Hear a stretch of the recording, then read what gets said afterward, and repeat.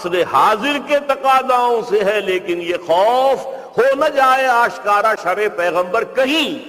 الحذر، آئین پیغمبر سے 100 بار الحذر۔ حافظ ناموس زن، مرد آزما مرد آفری۔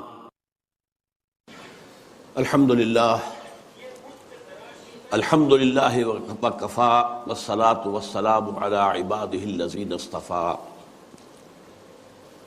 خصوصاً علی افضلہم وخاتم النبیین محمد الامین وعلی آلہ وصحبہ اجمعین۔ اما بعد فاعوذ باللہ من الشیطان الرجیم، بسم اللہ الرحمن الرحیم۔ رب اشرح لی صدری ویسر لی امری واحلل عقدۃ من لسانی یفقہوا قولی۔ اللہم ربنا الہمنا رشدنا واعذنا من شرور انفسنا۔ اللہم ارنا الحق حقا وارزقنا اتباعہ وارنا الباطل باطلا وارزقنا اجتنابہ، آمین یا رب العالمین۔ معزز حاضرین اور محترم خواتین، السلام علیکم ورحمۃ اللہ وبرکاتہ۔ اس حقیقت میں کسی شک و شبے کی گنجائش نہیں ہے کہ 20ویں صدی عیسوی کے عظیم ترین اسلامی مفکر علامہ اقبال تھے۔ مزید برآں وہ ملت اسلامیہ کے احیاء کے علم بردار تھے، بلکہ اس کے مبشر تھے۔ انہوں نے بشارت دی تھی کہ اب یہ شاخ ہاشمی کرنے کو ہے، پھر برگ و بر پیدا۔ بشارت دی تھی کتاب ملت بیضا کی پھر شیرازہ بندی ہے، یہ شاخ ہاشمی کرنے کو ہے، پھر برگ و بر پیدا۔ تو یہ صرف اس کی احیاء کے علم بردار ہی نہیں تھے، مبشر بھی تھے۔ سب سے بڑھ کر وہ اسلام کی نشأت ثانیہ کے علم بردار تھے۔ میں ان دو چیزوں کو ذرا علیحدہ کر رہا ہوں، اسلام کی نشأت ثانیہ اور ملت کی دوبارہ دنیا میں سربراہی کا پیدا ہونا، یہ ہمیشہ ساتھ نہیں رہے ہیں۔ ابتدا میں اسلام ابھرا عربوں کے ساتھ، حضور بھی صلی اللہ علیہ وسلم عرب تھے، خلافت راشدہ خلفائے اربعہ عرب تھے، لیکن خلافت راشدہ کے اختتام کے ساتھ اسلام کا زوال شروع ہو گیا۔ ریاست کی سطح پر سے اسلام خارج، اب جس کے پاس طاقت ہے وہ حاکم ہوگا۔ امرہم شورا بینہم، پس پشت، جس کی لاٹھی اس کی بھینس۔ یہ زوال شروع ہو گیا، لیکن عرب اقتدار، امت کا اقتدار بڑھتا چلا گیا، بڑھتا چلا گیا، بڑھتا چلا گیا، تقریباً 500 برس تک۔ آپ کو معلوم ہے کہ جسے ہم مسلم تاریخ کہتے ہیں، مسلم تاریخ کا تو زینت وہی ہے۔ ہارون الرشید کا زمانہ، مامون الرشید کا زمانہ، امین الرشید کا زمانہ، یہ ہے اصل دور۔ لیکن یہ خلافت راشدہ تو نہیں تھی، ملوکیت تھی، جسے علامہ اقبال نے امپیریلزم کہا ہے، عرب امپیریلزم، اپنے لیکچرز میں، اپنے خطبہ الہ آباد میں۔ اس کے بعد مسلمانوں پر بہت بڑا زوال آیا، بہت بڑا زوال آیا۔ پہلے صلیبیوں کے ہاتھوں آیا، لاکھوں مسلمان قتل ہوئے۔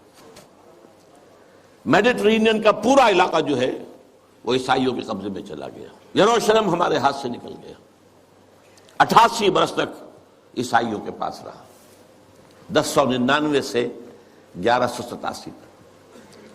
اس کے بعد پھر ایک مرتبہ لے لیا ہے، 13ویں صدی کے شروع میں پھر عیسائیوں نے واپس لیا، پھر واپس لیا گیا ہے۔ بہرحال یہ پہلا جو تھا زوال کا ہمارا، پہلی سیڑھی تھی، لیکن اس کے بعد زوال آخری انتہا کو پہنچا ہے 13ویں صدی میں، تاتاریوں کے ہاتھوں کروڑوں مسلمان قتل ہوئے۔ میں جو بات بتا رہا ہوں وہ یہ ہے کہ اسلام اور مسلمان کو ایک شے نہ سمجھیے۔ ابتدا میں وہ ایک تھے، خلافت راشدہ کے بعد اسلام کا زوال، لیکن مسلمانوں کا عروج جاری رہا، بلکہ وہ اپنی انتہا کو پہنچا۔ پھر مسلمانوں کا بھی زوال آ گیا، لیکن اس کے کچھ عرصے بعد معجزہ رونما ہوا کہ پاسباں مل گئے کعبے کو صنم خانے سے، ہے یہاں فتنہ تاتار کے افسانے سے، جن تاتاریوں کے ہاتھوں کروڑوں مسلمان قتل ہوئے تھے وہی اسلام لے آئے، اسلام نے انہیں فتح کر لیا۔ بہرحال پھر ترکوں کے زیر قیادت مسلمانوں کا دوسرا عروج آیا ہے۔ ترکان تیموری ہندوستان میں، ترکان صفوی ایران میں، ترکان سلجوقی مڈل ایسٹ میں، ترکان عثمانی Ottomans, the great Ottoman empire for 4 centuries 400 years، خلافت بھی ان کے پاس رہی۔ پھر ان کا بھی زوال آ گیا، اور یوں سمجھئے کہ پچھلی صدی کے آغاز میں پہلی جنگ عظیم کے بعد اسلام اور مسلمان دونوں انتہائی زوال کی حالت میں تھے، دونوں۔ لیکن بہرحال اس کے بعد ایک تھرڈ اپورڈ موومنٹ شروع ہوئی ہے، وہ ایک علیحدہ مسئلہ ہے۔ لیکن میں یہ عرض کر رہا تھا کہ علامہ اقبال ملت اسلامیہ کی بھی احیاء کے علمبردار تھے اور اسلام کی نشست ثانیہ کے بھی علمبردار تھے، یہ دونوں چیزیں ان کے ہاں بیک وقت موجود ہیں۔ البتہ ایک بات نوٹ کر لیجئے، کوئی انسان بڑے سے بڑا مفکر ایسا نہیں ہوتا کہ ابتدا ہی سے اس کا فکر پختہ ہو، اسے منازل میں سے گزرنا ہوتا ہے، لَتَرْكَبُنَّ طَبَقًا عَنْ طَبَقٍ، درجہ بدرجہ آگے جانا ہوتا ہے۔ یہ معاملہ انبیاء کا ہے، رسولوں کا ہے، جن کو اول روز سے ہی اللہ تعالیٰ کے ساتھ جن کا رشتہ قائم ہوتا ہے وحی کا۔ لیکن غیر نبی کوئی بھی بڑے سے بڑا انسان، چنانچہ علامہ اقبال کی زندگی کے بھی 4 ادوار کا میں ذکر کرنا چاہتا ہوں۔ 1894-95 سے انہوں نے شعر کہنے شروع کیے یہیں شہر لاہور میں، اس سے لے کر 1905 تک، یہ 10 سال لگ بھگ بنتے ہیں، وہ ایسے ہی ایک شاعر تھے جیسے بہت دوسرے شاعر ہوتے ہیں، بس یہ کہ اس میں فنی طور پر کچھ ان کا پڑھا بھاری ہوگا بعض اعتبارات سے، لیکن وہی عشق و محبت کی باتیں اور وہی ہجر اور وصال کے قصے اور وہی گل و بلبل کی داستانیں، کی گود میں بلی دیکھ کر، یہ اس قسم کے مضامین، اور اس کے ساتھ اس وقت وہ ایک انڈین نیشنلزم کے بھی علمبردار بن کے سامنے آئے۔ ایک نیا شوالہ اس دیش میں بسائیں، گویا کہ ہندوستان مسلمان، ہندو اور مسلمان مل کر کوئی ایک معبد تعبیر کرے۔ شاید یہ صدائے بازگشت تھی اکبر کے فلسفہ دین الہی کی، یا پھر اس کے بعد راجہ رام موہن رائے کا جو مجلس ایزدی تھی، برہمو سماج، ایک نیا شوالہ اس دیش میں بسا، اور اس میں سے یہ بھی ہے ترانہ ہندی، سارے جہاں سے اچھا ہندوستاں ہمارا، ہم بلبلیں ہیں اس کی، وہ گلستاں ہمارا، وغیرہ وغیرہ۔ یہ 2 نکات میں نے آپ کے سامنے نوٹ کیے ہیں۔ یہ ہے 1905 تک کا معاملہ۔ 1905 سے لے کر 1908 تک 3 برس علامہ اقبال نے یورپ میں گزارے ہیں، برطانیہ میں اور جرمنی میں۔ اس دور میں ان کے اندر ایک عظیم انقلاب برپا ہوا ہے۔ وہ انقلاب کیا تھا؟ ایک انہی کا مصرع جو ہے بورو کر رہا ہوں، مسلمان کو مسلمان کر دیا طوفان مغرب نے۔ اقبال جب یورپ گیا تھا اتنا مسلمان نہیں تھا جتنا کہ وہاں جا کر مسلمان ہوا۔ یہ ایک بڑا نیچرل ری ایکشن ہوتا ہے اگر کسی شخص کی ابتدائی اور بنیادی تربیت کے اندر دین کا عنصر موجود ہو، جیسا کہ علامہ اقبال کے ہاں تھا۔ ان کی والدہ ایک بہت نیک سیرت مسلمان خاتون، ان کے والد ایک صوفی منش بزرگ، پھر ان کے استاد علامہ میر حسن، یہ ان کی شخصیت کے جو ابتدائی جو کردار سازی کا دور ہوتا ہے اس کے اندر اہم ترین جو ہے عوامل تھے۔ پھر جو کچھ ہوا، لاہور میں آئے، گورنمنٹ کالج میں رہے بھی کیا، یہاں پر رہے، وہ کچھ دور اور تھا۔ لیکن انگلستان جاتے تو معلوم ہوتا ہے کہ شعلہ بھڑک اٹھا، مسلمان کو مسلمان کر دیا طوفان مغرب نے۔ پھر وہاں کے فلسفے، فکر، نظریات اس کا جو مطالعہ کیا تو اس میں خود اپنی کیفیت کو بیان کیا ہے کہ عذاب دانش حاضر سے باخبر ہوں میں کہ میں اس آگ میں ڈالا گیا ہوں مثل خلیل علیہ الصلوۃ والسلام، کہ جیسے حضرت ابراہیم کو نمرود کی آگ میں ڈال دیا گیا تھا مجھے بھی اس آگ میں جھونک دیا گیا۔ یہ تو آگ ہے، یہاں یہ تو عذاب کا ہے، عذاب دانش افرگ، لادینیت، الحاد، یہ ساری چیزیں جو ہے رگ و پے میں سرایت کیے ہوئے یہاں پر۔ لہذا عذاب دانش حاضر سے باخبر ہوں میں کہ میں اس آگ میں ڈالا گیا ہوں مثل خلیل۔ اللہ نے حضرت ابراہیم کو بھی وہاں سے زندہ و سلامت نکال لیا تھا۔ علامہ اقبال بھی وہاں سے جب آئے ہیں تو ایک مومن کا ذہن اور فکر لے کر آئے ہیں، مومن کا دل لے کر آئے ہیں۔ اس وقت کی ان کی جو ایکویٹی آف ویژن تھی اس کا اندازہ کیجئے، 1905 سے 8 تک کے حالات، اور انہوں نے مشاہدہ کر لیا تھا کہ فرنگ کی رگے جہاں پنجائے یہود میں ہے۔ اور بھی بہت لوگ جاتے آتے تھے، انگلستان جاتے تھے، کسی نے دیکھا کہ دیکھنے والوں ہی کو دکھائی دیتا ہے، صاحب بصیرت لوگوں ہی کو۔ تو علامہ اقبال بہت بڑے سیر تھے، دیکھنے والے تھے، ایک تو حال کا مشاہدہ گہرا اور ایک مستقبل کے بارے میں بھی۔ ان کی نگاہیں بہت تیز تھی، گاہ میری نگاہ تیز چیر گئی دل وجود۔ اس کے بعد سن 8 سے 1938 تک 30 برس، اب یہ ہے ان کا وہ دور جس میں اگرچہ انہوں نے شاعری کو جاری رکھا ہے، شاعری کی ہے، لیکن ساتھ ہی یہ بھی کہا ہے مرا یاراں غزل خانے شمردند، مجھے خامخواہ لوگوں نے شاعر سمجھ لیا ہے، غزل خاں سمجھ لیا ہے، اور شکوہ کیا ہے کہ ہر کسے از ضمن خود شد یاد من وز درون من نجست اسرار من۔ میرے بہت سے دوست بنے ہوئے ہیں، عقیدت مند ہیں، آتے ہیں، سب کچھ ہے، لیکن کوئی میرے اندر جھانک کر نہیں دیکھتا کہ اس کے اندر ہے کیا، وہ کیا چیز ہے جو مجھے بے چین کیے ہوئے، اس سے کسی کو دلچسپی نہیں ہے۔ یہ جو دور ہے 30 برس کا، میرے نزدیک اس میں اقبال کی سب سے بڑی حیثیت یہ ہے کہ وہ قرآن مجید کا اس دور کا سب سے بڑا شارح ہے۔ میں لفظ تفسیر استعمال نہیں کر رہا، وہ ایک ٹیکنیکل ٹرم ہو جائے گی۔ شارح اقبال قرآن، اور ساتھ ہی سب سے بڑا داعی ہے۔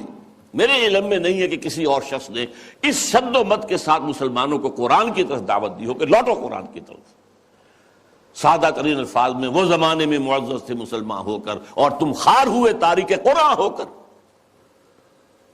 اے جو شبنم بر زمین افتندئی در بغل داری کتاب زندئی، اے وہ قوم جو شبنم کی طرح زمین پر پڑی ہوئی ہے اور لوگ اسے اپنے قدموں سے توڑ رہے ہیں، پامال کر رہے ہیں، ہوش میں آ، تیرے پاس وہ کتاب زندہ موجود ہے۔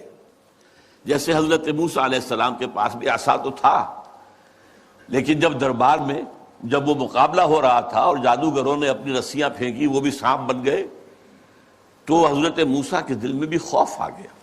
فَأَوْجَسَ فِي نَفْسِهِ خِیفَةً موسیٰ، یہ بربنائے طبع بشری ہے، اس طرح کی چیز کا معاملہ انبیاء کی عصمت کے منافی نہیں ہے، بربنائے طبع بشری، کہ میرا معجزہ بھی تو یہی تھا نا جو اللہ نے دیا تھا کہ میرا عصا جو ہے وہ اژدہا بن گیا، یہ تو انہوں نے سانپ بنا دیے، اب کیا ہوگا؟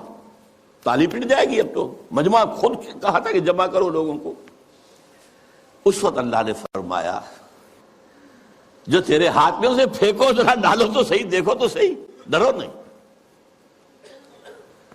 وہ جب ڈالا ہے اور اس نے وہ سارے ہڑپ کر لیے، اس جو بنا وہ اژدہا، وہ جو جتنی بھی بنی تھی وہ بظاہری وہ سانپ، وہ سب کے ساتھ ہڑپ کے اب سجدے میں گر پڑے ساجدوں کر، القی السحرۃ ساجدین۔ اسی طرح یہ امت آج اگرچہ موجود ہے، عصائے موسوی بغل میں ہے، سانپوں سے ڈر رہے ہیں،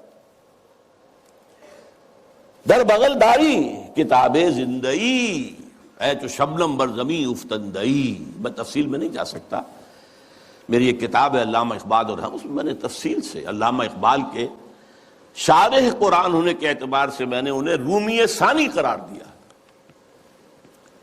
رومی کے بارے میں حضرت جامی رحمہ اللہ نے جو اشعار کہے تھے، مثنوی مولوی معنوی ہست قرآن در زبان پہلوی. یہ جو مولوی معنی، مولوی روم، ان کی جو مثنوی ہے، یہ فارسی زبان میں، پہلوی زبان میں قرآن ہی ہے، قرآن ہی کے مفاہیم ہیں، قرآن ہی کے مقاصد ہیں، قرآن ہی کا فکر ہے، قرآن ہی کا فلسفہ ہے جو بیان کیا گیا. منچ گویم وصف عالی جناب نیست پیغمبر ولیکن دارت کتاب. میں کیا کچھ وصف بیان کروں مولانا روم کا، وہ پیغمبر تو نہیں تھے لیکن کتاب ان کے پاس تھی. کتاب جو ہے مثنوی مولوی مان. بالکل یہی بات جامی ہی کے طرح کے بہت بڑے شاعر تھے جالندھر کے گرامی، اور انہوں نے یہ بات کہی تھی، در دیدہ مانی نگراں حضرت اقبال، پیغمبر یہ کر دو پیغمبر نہ تو آشد. جو لوگ معنی پر نگاہ رکھتے ہیں، جو لوگ صرف الفاظ کو نہیں دیکھتے، گہرائی میں جاتے ہیں، ان کے نزدیک تو حضرت اقبال کا معاملہ یہ ہے کہ انہوں نے پیغمبری کی ہے، اگرچہ انہیں پیغمبر نہیں کہہ سکتے، معاذ اللہ ثم معاذ اللہ ثم معاذ اللہ. بہرحال یہ میرے نزدیک 1908 کے بعد سے لے کر ملت کے احیاء کا نعرہ، ملت کے احیاء کی نوید جاں فضا، اسلام کے نشأت ثانیہ کے دور کے آغاز کی بشارتیں بھی سنائی، اور اس کے لیے ایک فکری مواد پیدا کیا. مغربی فکر پر تنقید کی، زوردار تنقید کی، ان کی سیاست پر تنقید کی. انسانی حاکمیت کہاں سے لے آئے ہو؟ سروری زیبا فقط اس ذات بے ہمتا کو ہے، حکمراں ہے ایک وہی باقی بتان آزری. حاکمیت تو صرف اللہ کو ہے، کسی کو یہ حق حاصل نہیں. اللہ کی حاکمیت، انسانی حاکمیت چاہے فرد واحد کی ہو، فرعون ہو، نمرود ہو، تو جتنی بڑی نجاست کا ایک بہت بڑا، یوں سمجھئے کہ بہت بڑی گانٹھ جو ہے کسی کے سر پر رکھ دی گئی ہے، ٹنو، وہ اگر ایک ایک ماشا کر کے سب میں بانٹ دی جائے گی تب بھی تو نجاست ہی رہے گی. انسانی حاکمیت کا تصور جو ہے وہ نجاست ہے، وہ کفر ہے، وہ شرک ہے.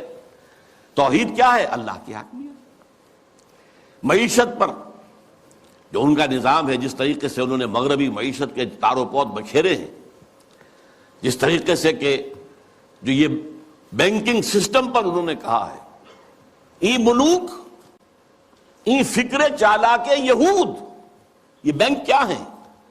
یہ یہودیوں کے دھوکہ دینے والی فکر کا نتیجہ ہے. نور حق از سینہ آدم ربود، آدم کے دل سے، آدم کے سینے سے وہ نور حق جو ہے، وہ جو نفخت فیہ من روحی، وہ جو روحانی عنصر ہے انسان کا، جس کا محل قلب ہے، اس کو نکال باہر کیا.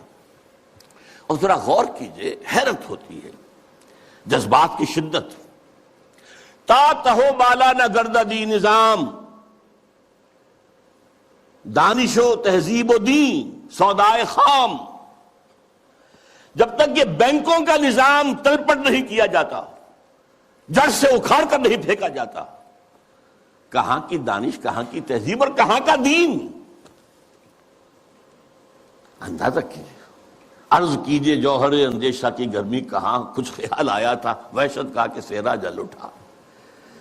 پھر وطنیت، نیشن سٹیٹ کا تصور، ان تازہ خداؤں میں بڑا سب سے وطن ہے. اس دور میں میں اور ہے، جام اور ہے، جم اور. ساقی نے بنا کی روش لطف و ستم اور. مسلم نے بھی تعمیر کیا اپنا حرم اور. تہذیب کے آذر نے ترشوائے صنم اور، نئے نئے بت. ان تازہ خداؤں میں بڑا سب سے وطن ہے، جو پیرہن اس کا ہے وہ مذہب کا کفن ہے. نظارہ دیرینہ زمانے کو دکھا دے، اے مصطفی خاک میں اس بت کو ملا دے. اسلام تیرا دیس ہے، تو مصطفی ہے، بازو تیرا توحید کی قوت سے قوی ہے. اب یہ تصورات کا اندازہ کیجیے، یہ کوئی شاعری کے مضامین ہے؟ یہ وصل و ہجر کی باتیں ہو رہی ہے؟ کیا ہو رہا ہے؟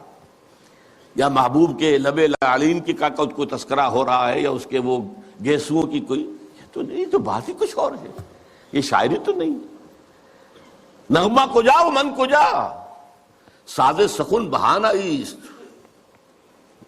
سوئے قطار می کشم ناقہ بے زمام را. یہ امت جو بکھر گئی ہے، یہ لوگ، فکری انتشار ہے، عملی انتشار ہے، فقہی انتشار ہے، نہ معلوم کیسے کیسے انتشار ہیں. انہیں سب کو پھر ایک لائن میں لا کر، ایک قطار میں لا کر ایک قافلے کی شکل دینا چاہتا ہوں. اس کے لیے میں نے اس شاعری کو اپنا ذریعہ بنایا ہے. اس میں سے بھی جو میں نے آپ کو 30 سال گنوائے ہیں، 8 سے لے کر اور 38 تک، 1908 سے 1938، آخری 8 سال بہت اہم ہیں، بہت اہم ہیں، بہت اہم. 37 تا 38،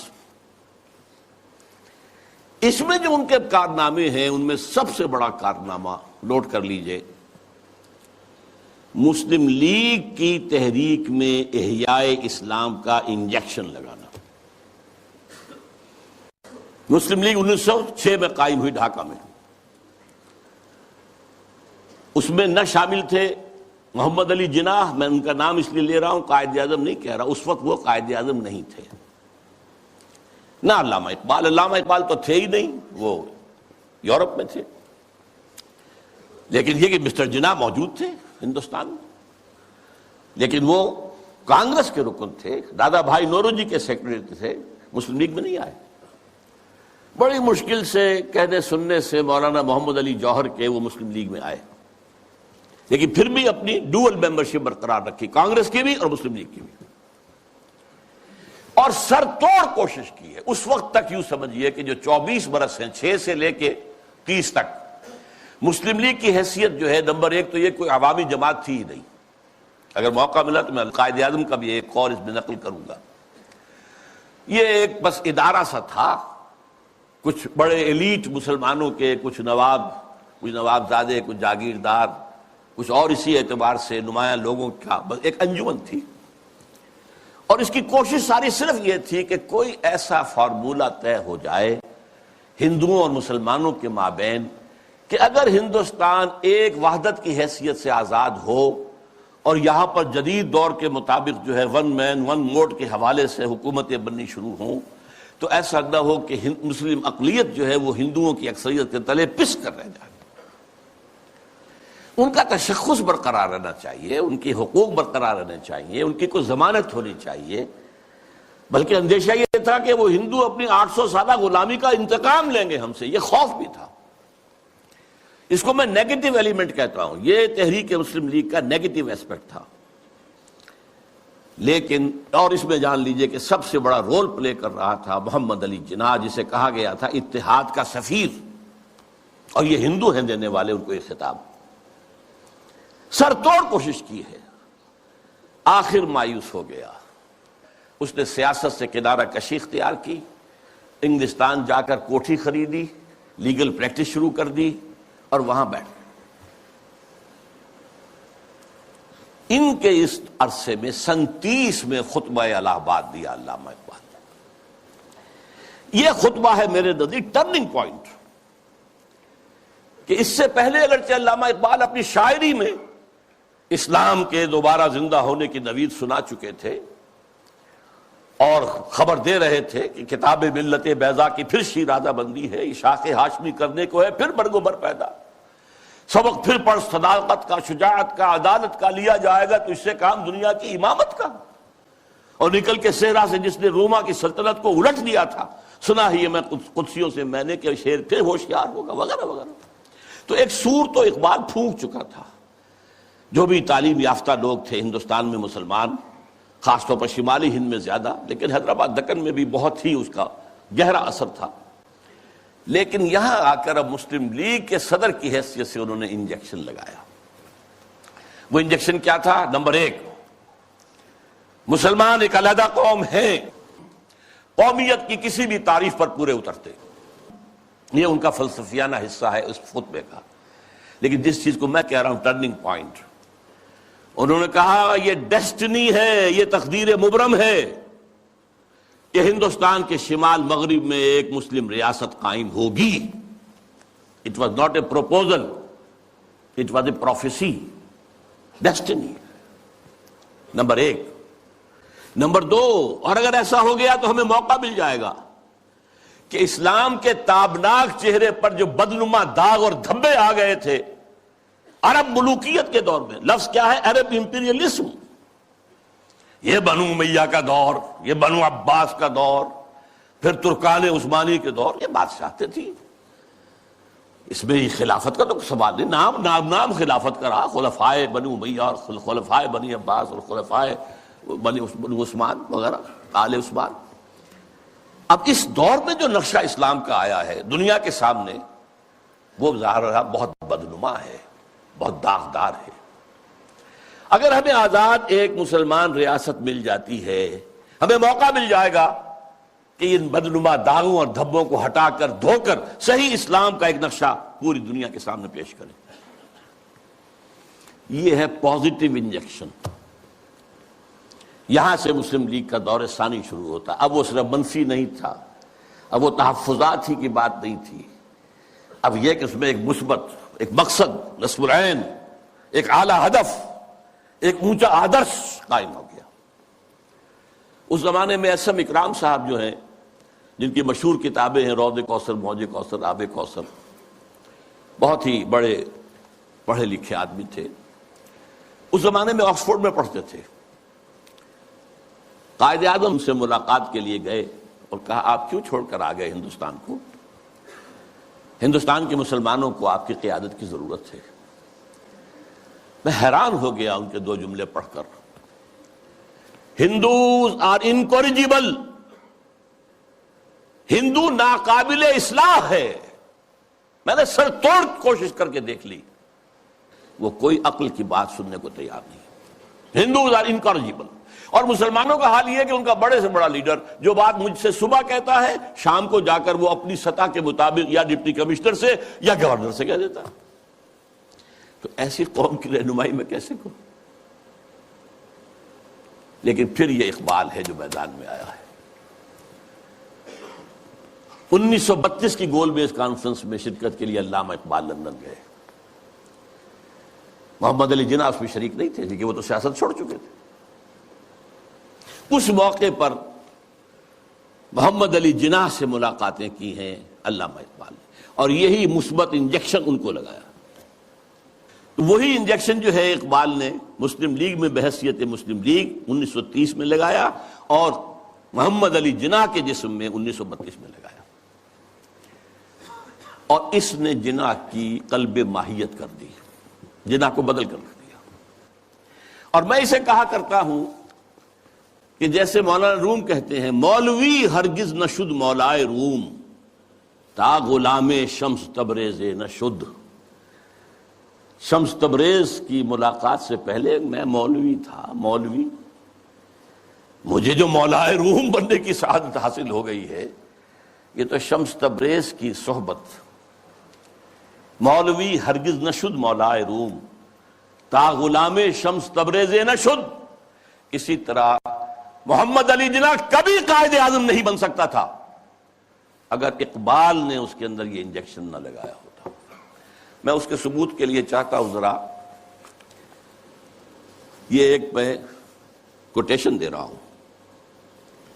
21 اپریل 1932 کو جب علامہ کا انتقال ہوا ہے تو اس وقت جو ہے ایک بہت بڑی پبلک جلسہ جو ہے ہو رہا تھا کلکتہ میں. وہاں عین جلسے کی حالت میں خبر پہنچی تو اخبار نے یہ لکھا، جو میرے پاس کوٹیشن ہے، دی نیشنز وائس نامی کتاب سے یہ چیزیں میں نے لی ہیں، کہ یہ جلسہ جو ہے قائد اعظم کی تقریر نے اس کے اندر وہ رنگ پیدا کیا کہ وہ سارا سیاسی معاملات جو زیر غور تھے ختم ہو گئے، صرف ایک کانڈولنس میٹنگ بن کر رہ گئی. تعزیت اجلاس. الفاظ سنیے، میں سارا نہیں سنا سکتا، صرف چند جملے. Mr. M. Jinnah said that the sorrowful news of the death of Sir Muhammad Iqbal had plunged the world of Islam in gloom and mourning. Sir Muhammad Iqbal was undoubtedly one of the greatest poets, philosophers and seers of human history. Seers, دیکھنے والا، پیش بینی کرنے والا، آنے والے حالات کو دیکھ لینے والا. To me, he was a personal friend, philosopher, and guide, and as such, the main source of my inspiration and spiritual support. یہ کون کہہ رہا ہے؟ محمد علی جناح. وہ کوئی اس طرح کا آدمی نہیں تھا کہ جو لفاظی کرتا ہو، وہ ایک ایک لفظ جانچ کر تول کر بولنے والا شخص ہے، اس نے یہ کہا ہے. اور اس سے بھی آگے کی بات سن لیجئے.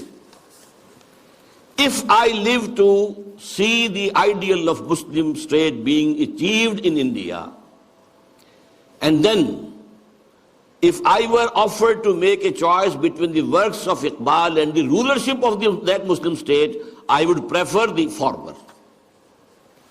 اگر ہم پاکستان حاصل کر سکے اور اس میں اگر موقع آیا اور مجھ سے کہا گیا کہ اب آپ کے پاس دو چوائسز ہے، یا علامہ اقبال کے کلام کو قبول کر لیجئے اور یا اس ملک کی حکمرانی، تو میں علامہ اقبال کے کلام کو ترجیح دوں گا.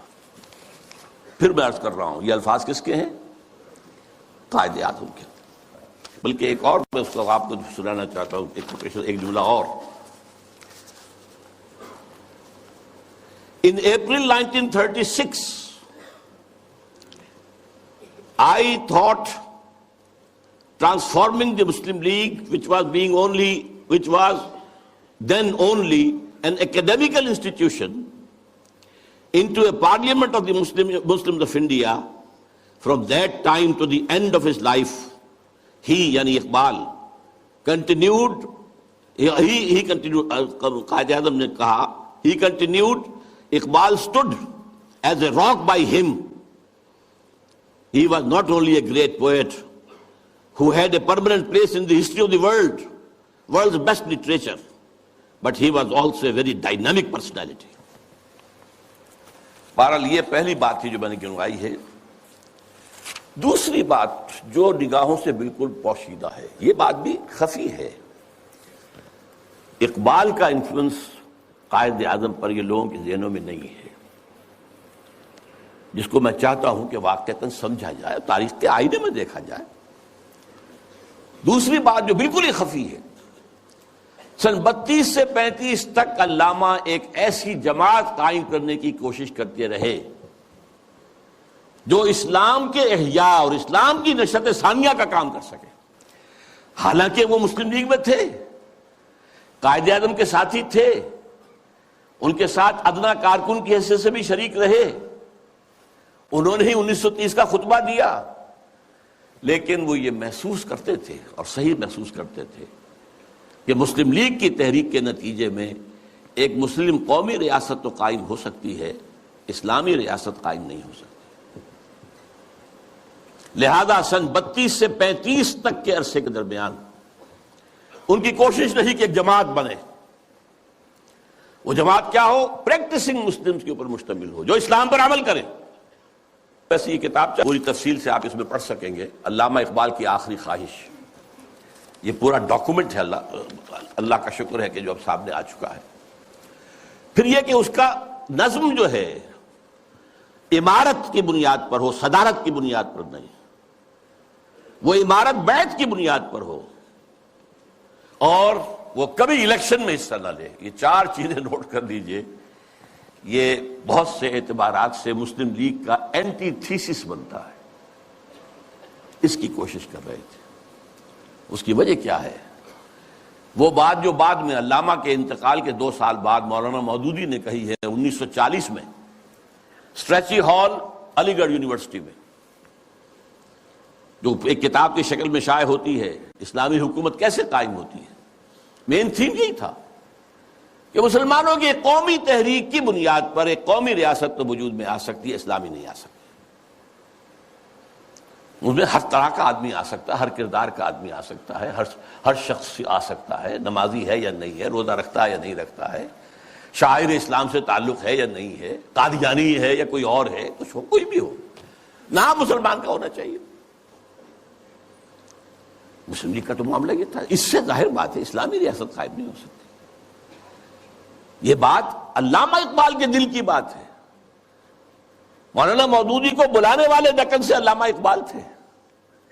مسلم نیشن ہوڈ کی بات جو 1930 میں علامہ اقبال نے کی تھی اپنے خطبے میں، اسے نہایت سلیس پیرائے کے اندر واضح کرنے والے علامہ مولانا مودودی تھے، مسئلہ قومیت کے نام سے۔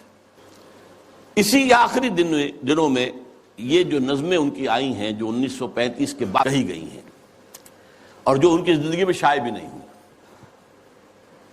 یہ ان کے زندگی بھر کے سوچ کا نچوڑ ہے۔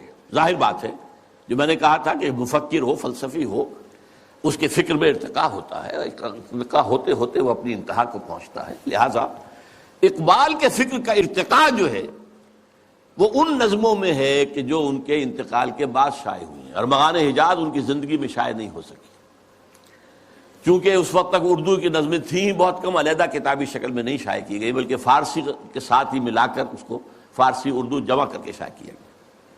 اور دوسرے، جیسا کہ میں نے عرض کیا، انہوں نے ایک نئی جماعت کا جو ہے تصور پیش کیا اور کوشش کی کہ وہ قائم ہو جائے۔ ایک چھوٹا سا نکتہ اور کہ میں نے اپنے لیے ایک لقب اختیار کیا ہے، یکے از رگ ہائے ساز اقبال۔ اس کا پس منظر کیا ہے؟ زندگی کے آخری ایام میں حضرت علامہ بہت تشویش میں تھے کہ میرا وقت تو اب آ رہا ہے، قریب آ گیا ہے، میں جانے والا ہوں۔ اور انہیں اپنے آس پاس کوئی آدمی ایسا نظر نہیں آ رہا تھا کہ جو ان کے اس مشن کو آگے لے کر بڑھ سکے۔ میں قرآن مجید میں جب غور کرتا ہوں تو معلوم ہوتا ہے جو حضرت زکریا کی کیفیت تھی، جبکہ انہوں نے دعا کی اللہ سے، اللہ مجھے بیٹا عطا کر دے، میں اب بوڑھا ہو گیا ہوں، وَإِنِّي خِفْتُ الْمَوَالِيَ مِنْ وَرَائِي، اب میں جو موالی ہیں، میرے آس پاس ہیں، ارد گرد لوگ ہیں، رشتہ دار ہیں، ان سے تو مجھے اندیشہ ہے کہ وہ اس راستے پر نہیں چل پائیں گے۔ فَهَبْ لِي مِن لَّدُنْكَ وَلِيًّا، مجھے کوئی ولی عطا کر دے۔ اللہ نے پھر حضرت یحییٰ کی بشارت دی۔ یہ تشویش تھی جو علامہ اقبال کے ذہن میں تھی۔ آخری دنوں کے ان کے دو اشعار بہت مشہور ہیں، سرود رفت باز آیت کے نایت، نسیم از حجاز آیت کے نایت، سرآمد روزگار ای فقیر دیگر دانا راز آیت کے نایت۔ اچھا، دیگر دانا راز کے بارے میں ایک اور ان کی نظم جو ہے جو زبور عجم میں ہے، اس کا بھی مرکزی شعر یہی ہے۔ پہلا شعر بہت اہم ہے، اگرچہ میرے اس وقت کے موضوع سے متعلق نہیں ہے، لیکن میں اس کا ذکر کروں گا ضرور، اس لیے کہ علامہ کے بارے میں ایک عام غلط فہمی یہ ہے کہ وہ حضرت مہدی کے ظہور اور حضرت عیسیٰ کے نزول کے قائل نہیں تھے۔ ایسی بات غلط ہے۔ یہ زبور عجم کی نظم سنا رہا ہوں آپ کو۔ خضر وقت از خلوت دشت حجاز آید بروں، کارواں زی وادی دور و دراز آید بروں۔ یہاں حضرت مہدی کے لیے خضر وقت، اپنے وقت کا خضر، رہنما، وہ لفظ استعمال کیا ہے، مذہبی اصطلاح استعمال نہیں کی ہے، لیکن خلوت دشت حجاز سے برآمد ہوں گے۔ اس میں شیعہ سنی دونوں کنسپٹ جمع ہو گئے۔ شیعوں کے نزدیک ان کے 12ویں امام روپوش ہے، وہاں سے برآمد ہو جائیں گے، اور سنیوں کے نزدیک حضرت ام سلمہ رضی اللہ تعالی عنہ کی ایک روایت کے مطابق وہ روپوش ہوں گے، مکے میں چھپے ہوئے ہوں گے۔ تو یہ دونوں تصورات جمع ہو گئے۔ خلوت دشت حجاز، خضر وقت از خلوت دشت حجاز آیت بروں، کارواں زی وادی دور و دراز آیت بروں۔ قافلہ جو چلے گا وہ اس وادی دور و دراز سے، اس کون سی وادی؟ جہاں اقبال تھا، اور حضور کی حدیث ہے، یخرج ناس من المشرق یوطئون للمہدی، یعنی سلطان ہی، مشرق کے ایک ملک سے فوجیں آئیں گی جو حضرت مہدی کی حکومت کو قائم کریں گی، مضبوط کریں گی۔ اس حدیث کی تعبیر ہے کہ کارواں زی وادی دور و دراز آیت بروں۔ اب اس میں ایک درمیانی شعر بھی ہے، عمر حاضر کعبہ و بتخالہ می نالد حیات، تاز بزم عشق یک دانائے راز آیت بروں۔ دانائے راز جو ہے وہ کوئی روز روز پیدا نہیں ہوتا۔ عمر ہا، نسل بعد نسل، حیات انسانی جو ہے کعبہ اور بت خانے میں نالا کرتی رہتی ہے، فریاد کرتی رہتی ہے، فغاں کرتی، تب کہیں جا کر کوئی ایک دانائے راز برآمد ہوتا۔ تو دانائے راز تو اب تک کوئی اور نہیں آیا ہے اقبال کے بعد۔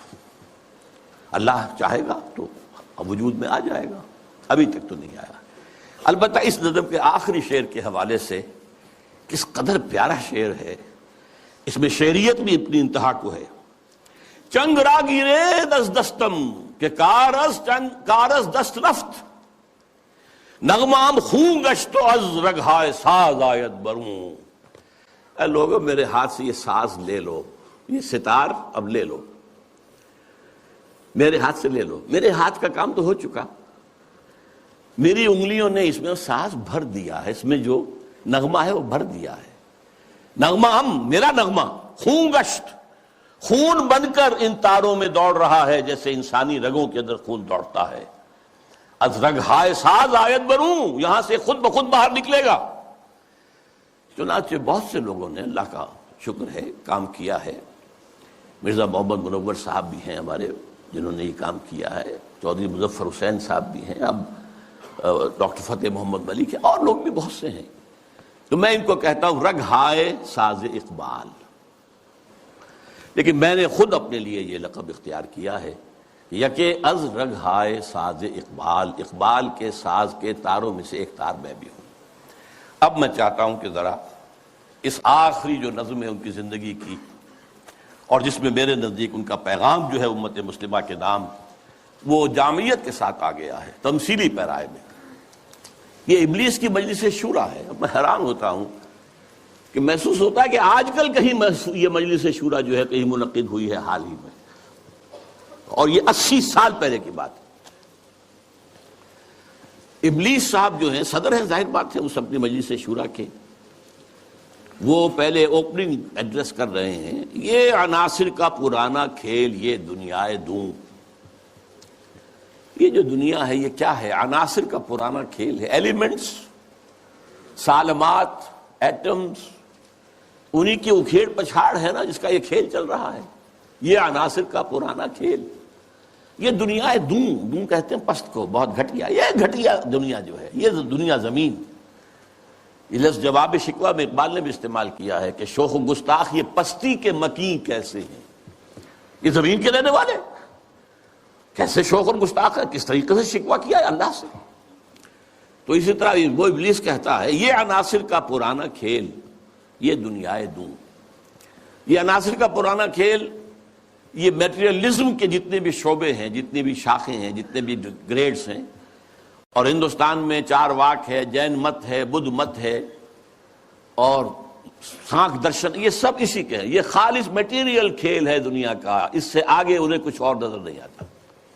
دنیا کی حقیقت خالص مادہ ہے، مادے ہی کی بنیاد پر یہ دنیا ہے۔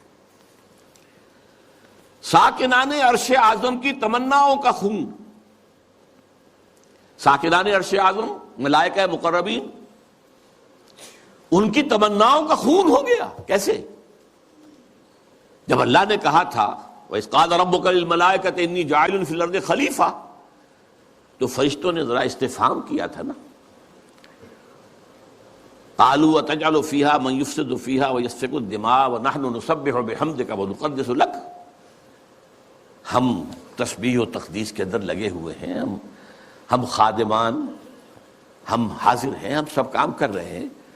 ابلیس اس کو انٹرپریٹ کر رہا ہے کہ اصل میں وہ خود خواہش مند تھے خلافت کے، تو ان کی تمنا کا خون ہو گیا جبکہ آدم کو خلافت دے دی گئی۔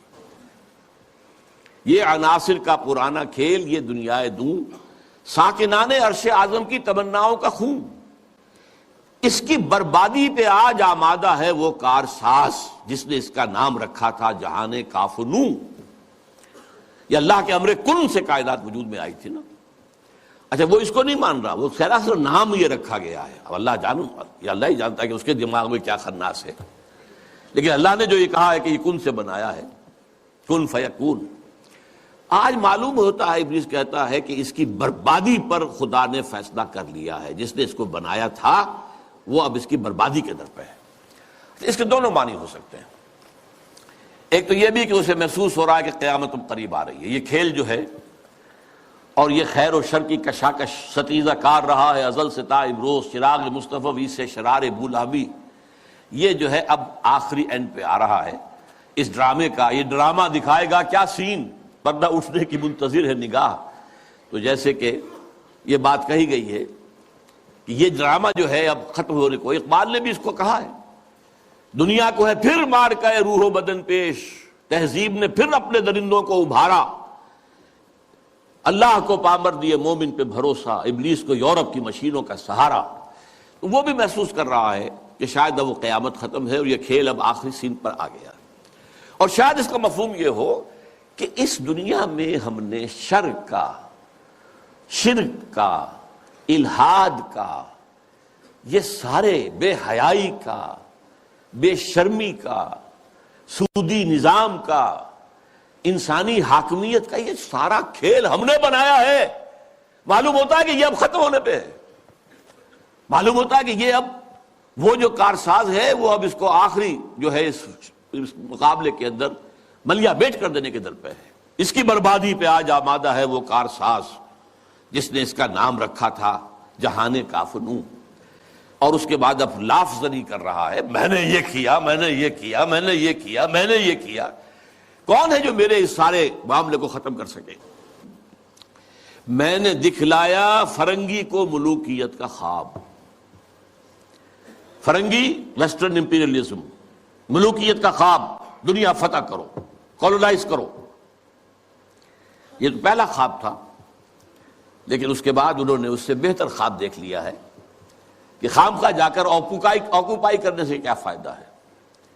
سودی نظام میں اور بینکنگ کے نظام میں اور انٹرنیشنل کمپنیوں کے نظام میں اور گلوبلائزیشن کے ذریعے اور ٹرپ کے ذریعے سے خون چوستے رہو، وہ رہے اپنی اپنی جگہ پر، ہم وہاں جا کر ان پر حملہ کریں گے، انہیں فتح کریں گے تو رد عمل بھی تو پیدا ہوگا نا، خون ریزی بھی تو ہوگی، وہ کوشش بھی کرتے رہیں گے کہ وہ آزادی حاصل کریں، ہمیں ماریں گے۔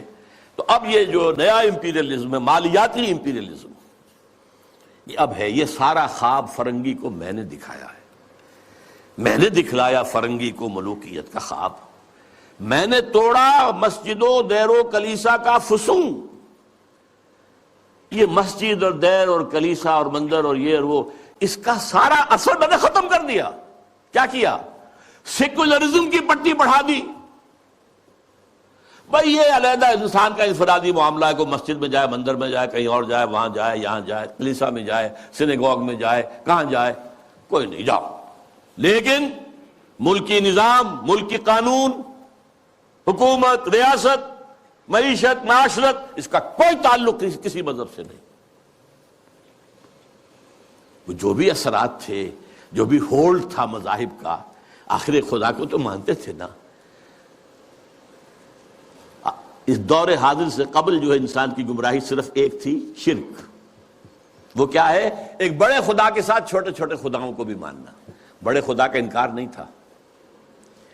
اب کیا کیا گیا ہے؟ اس بڑے خدا کو اٹھا کے مسجد میں بند کر دو، مندر میں بند کر دو، سینیگوگ میں بند کر دو، چرچ میں بند کر دو، اور جہاں پورا ہمارا نظام یہ ہم چلائیں گے۔ We are the sovereigns. Sovereignty belongs to us. ہم جو چاہے کریں۔ لہذا میں نے دکھلایا فرنگی کو ملوکیت کا خواب، امپیریلزم، اور میں نے توڑا مسجد و دیر و کلیسا کا فسوں، سیکولرزم۔ میں نے ناداروں کو سکھلایا سبق تقدیر کا۔ ناداروں کو، غریبوں کو میں نے کہا بھائی ٹھیک ہے، یہ تمہاری قسمت ہے، تم کسان ہو، ہاری ہو، تمہاری قسمت یہی ہے، اس کی طرف سے ہے، رب کی طرف سے ہے۔ کوئی بغاوت کا خیال پیدا نہ ہو جائے، کہیں کو کھڑے ہو کر کوئی ریزسٹنس کی موومنٹ شروع نہ کر دینا، تقدیر ہے، تن بے تقدیر، تقدیر کے حوالے۔ میں نے ناداروں کو سکھلایا سبق تقدیر کا، میں نے منعم کو دیا سرمایہ داری کا جنوں۔ یہ لفظ منعم جو ہے عربی کا، یہ منعم بھی ہو سکتا ہے، منعم بھی ہو سکتا ہے۔ منعم اس میں فاعل ہے، منعم اس میں مفعول ہے۔ منعم نعمتیں دینے والا، منعم جس کو نعمتیں دی گئیں۔ یعنی یہ بھی ہو سکتا ہے کہ پہلے جن کے پاس دولت ہوتی تھی وہ اس کو خیرات کرتے تھے، صدقات کرتے تھے، خیر کے کاموں میں لگاتے تھے، پن کے ثواب کے کاموں میں لگاتے تھے۔ میں نے اس کے بجائے کہا بیگم پاگل ہو گئے ہو، جمع کرو سرمایہ داری۔ میں نے منعم کو دیا سرمایہ داری کا جنون، اور جس کے پاس فاضل سرمایہ دولت اللہ نے دی تھی، اس کا جو طریقہ تھا کہ یسألونک ماذا ينفقون قل العفو، میں نے کہا نہیں، جو بھی ہے جمع کرو، جمع فاوعى، جس نے جمع کیا اور خوب پھر سینت کر رکھا، سنبھال کر رکھا، بچا کر رکھا، یا کہا جمع مالا وعددہ یحسب ان مالہ اخلدہ، یہ سبق میں نے دولت مند کو سکھا دیا۔ تو میں نے ناداروں کو سکھلایا سبق تقدیر کا، میں نے منعم کو دیا سرمایہ داری کا جنون۔ کون کر سکتا ہے اس کی آتش سوزاں کو سرد، جس کے ہنگاموں میں ہو ابلیس کا سودے دروں؟ کون ہے؟ میں نہیں ماننے کو تیار کہ ہمارے اس پورے کھیل کو کوئی طاقت ہے ایسی کہ جو ختم کر سکتی ہے۔ یہ لفظ نہیں کر رہا ہے، آخر کچھ خود سیلف ایشورنس کے لیے بھی کچھ ساتھیوں کی بھی دل بڑھانا ہوتا ہے نا، آخر چاہے آدمی دیکھ رہا ہو کہ I am fighting a losing battle, لیکن پھر بھی ساتھیوں کو تو برقرار رکھنے کے لیے دل بڑھانا، کوئی دل جوئی کرنا، کوئی حوصلہ دینا۔ کون کر سکتا ہے اس کی آتش سوزاں کو سرد، جس کے ہنگاموں میں ہو ابلیس کا سودے دروں، اور جس کی شاخیں ہوں ہماری آبیاری سے بلند؟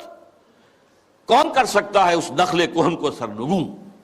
بس یہ خطاب تو ختم ہو گیا، لیکن سوال یہ سمجھ میں نہیں آیا کہ آپ نے یہ مجلس شورا بلائی کائے کے لیے؟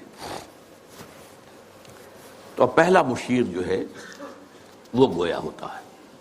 اس میں کیا شک ہے کہ محکم ہے یہ ابلیسی نظام؟ آپ نے جو فرمایا سچ کہا، یہ ابلیسی نظام، یہ سیاسی نظام، یہ liberal democracy human sovereignty basis پر، اور یہ جوئے اور سود پر مبنی سارا ظالمانہ استحصالی نظام معاشی، اور یہ بے حیائی کہ انسان حیوان بن گیا ہے۔ اقبال نے اپنی وہ جو ذرا غزلیں ان کی باغ درا کے آخر میں ہیں، کچھ استہزائیہ انداز میں بھی ہیں، یہ کوئی دن کی بات ہے مرد ہوش مند، غیرت نہ تجھ میں ہوگی نہ زن اوٹ چاہے گی، وہ اوٹ بھی نہیں رہے گی۔ معاملہ اس درجے جو ہے فحاشی کی انتہا کو پہنچ جائے گا، پہنچا ہوا ہے۔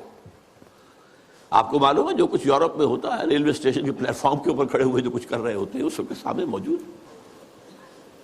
اس میں کیا شک ہے کہ محکم ہے یہ ابلیسی نظام؟ پختہ تر اس سے ہوئے خوئے غلامی میں عوام، یہ بہت اہم ہے۔ عوام کے اندر ایک پیسیمسٹک ایک انداز پیدا ہو چکا ہے، وہ ایکٹیوسٹ نہیں ہے، اب وہ کام کرنے کو تیار نہیں ہے، خوئے غلامی میں پختہ ہو گئے، دبے رہنے کے لیے تیار ہیں، ایکسپلائٹ کیے جانے کے لیے تیار ہیں۔ پختہ تر اس سے ہوئے خوئے غلامی میں عوام ہے، ازل سے ان غریبوں کے مقدر میں سجود، ان کی فطرت کا تقاضا ہے نماز بے قیام۔ نماز بے قیام کسے کہتے ہیں؟ وہ نماز جس میں قیام نہ ہو۔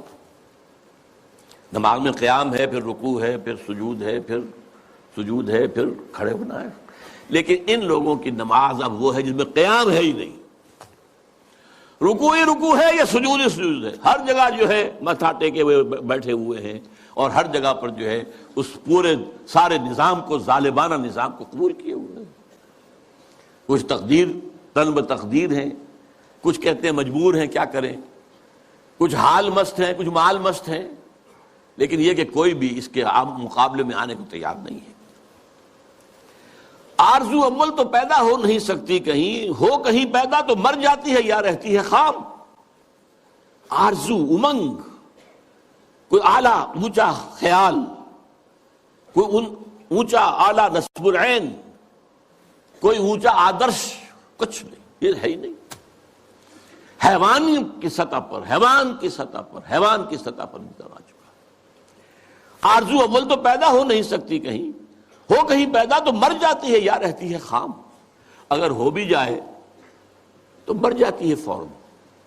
یعنی یوں سمجھیے کہ اول تو زمین بنجر ہے، یہاں سے کسی چیز کی رویدگی کا امکان ہی نہیں، اگر کوئی چیز اگ بھی آئے تو اس فضا کے اندر آکسیجن ہی نہیں ہے، پروان کیسے چڑھے گی؟